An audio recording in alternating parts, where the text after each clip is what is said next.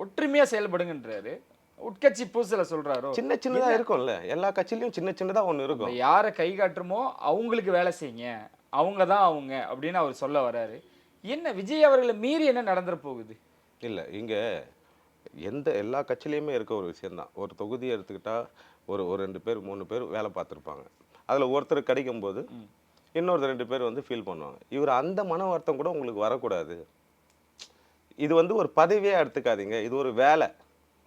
வேலை பார்க்கறதுக்கு நம்ம ஒரு ஆள போடுறோம். ம், ம், சரி, அந்த வேலை பார்க்குறவங்க மக்களுக்கு சர்வீஸ் பண்றது. அந்த வேலை பார்க்குறவங்க கீழ நீங்க வேலை பாருங்க. ரொம்ப சிம்பிள். ம். நீங்க அத பதவியா பார்த்தா தான் உங்களுக்கு போட்டியும், பொறாமையும் வரும்.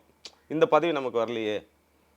இதுவால நம்ம பணம் சம்பாதிக்க முடியாது. அந்த மைண்ட் செட்ல பழைய அரசியல்வாதிகள் மாரி இருக்காதீங்கன்றத தான் அவர் அங்க டிக்ளேர் பண்றாரு. சொல்ல வர்றது அதுதான். ஓகே. ஒரு வேலைக்கா ஒரு ஆள நியமிக்கிறோம்.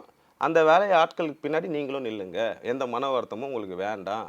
இதெல்லாம் ஒரு ஸ்பீச் தானே, ஒரு பாடம் தானே. ஒரு கட்டமைப்பு தானே. ஏன்னா அரசியலுக்கு அவங்க புதுசு தானே. சர்வீஸ்ல அவங்க பழசு தான். மக்களுக்கு சர்வீஸ் பண்ணதுல அவங்க ரொம்ப வருஷம் அனுபவம் இருக்கு. இப்ப அரசியல்னு வரும்போது சின்ன சின்ன விஷயங்கள் முரண்பாடுகள் வரதான் செய்யும். அதையும் சரி பண்ணணும்னு நினைக்கிறாரு. இதுதான் ஒரு அடிப்படை அரசியலுக்கு கட்டமைப்பு. கட்டமைப்பு இல்லைன்னு சொல்றது வந்து இங்க உடைக்கிறாரு அவரு. செயல்ல காட்டுறாரு. ஒருமனே நான் பதில் சொல்ல மாட்டேன். நீ கட்டமைப்பு இல்லைன்னு என் மேல விமர்சனம் வைக்கிறியா? நான் செஞ்சு காட்டுறேன் கட்டமைப்பை. அதுதான் நேத்து நடந்தது. ஓகே.